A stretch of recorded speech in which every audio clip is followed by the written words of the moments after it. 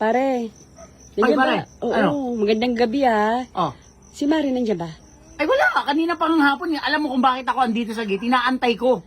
Kanina pa siya wala. Wala, naasar na nga ako, Mare. Buti Kung alam mo lang.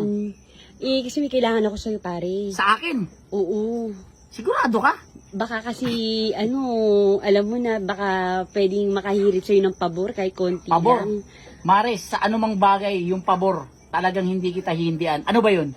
Medyo kasi, ang laki kasi ng problema ko ngayon. So, kailangan mo ko.